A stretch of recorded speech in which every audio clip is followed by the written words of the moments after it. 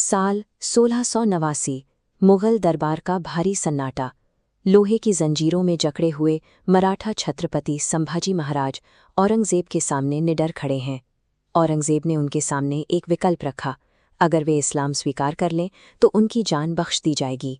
संभाजी महाराज मुस्कुराए। उन्होंने बिना किसी हिचकिचाहट के इस प्रस्ताव को ठुकरा दिया, क्योंकि उनके लिए स्वाभिमान की कीमत प्राणों से कहीं अधिक थी।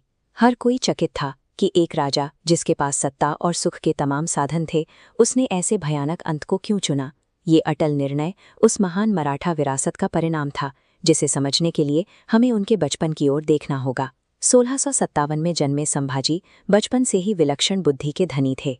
वे कम उम्र में ही संस्कृत, फारसी और मराठी जैसी जटिल भाषाओं के विद्वान बन चुके थे, लेकिन उनका बचपन संघर्षों से भरा रहा।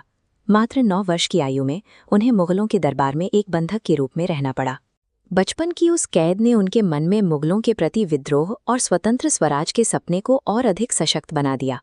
वापस लौटने पर उनके पिता छत्रपति शिवाजी महाराज ने उन्हें कूटनीति और युद्ध कौशल के कठिन पाठ पढ़ाए। शिवाजी महाराज के मार्गदर्शन ने संभाजी को एक शक्तिशाली योद्धा और अत्यंत चतुर रणनीतिकार के रूप में विकसित किया। संभाजी का अदम्य साहस उनके बचपन के संघर्षों और उनके पिता के महान आदर्शों की नींव पर टिका था। शिवाजी महाराज के बाद संभाजी ने साम्राज्य संभाला।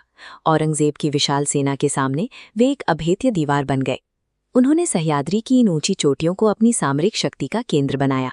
तेज छापामार युद्ध के जरिए मराठा सेना ने मुगलों की रसद और उनके हौसलों को पूरी तरह पस्त कर दिया।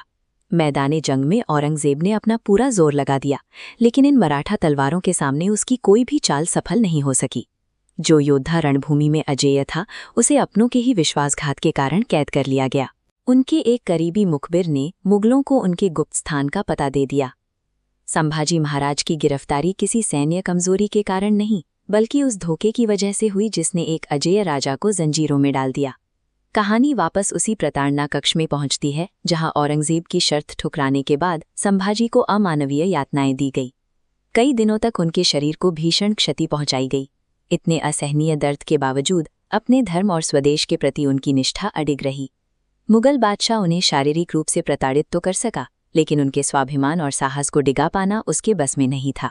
1689 के उस अंतिम क्षण में उन्होंने अपने प्राणों की आहुति दे दी, लेकिन अपना सिर कभी नहीं झुकने दिया।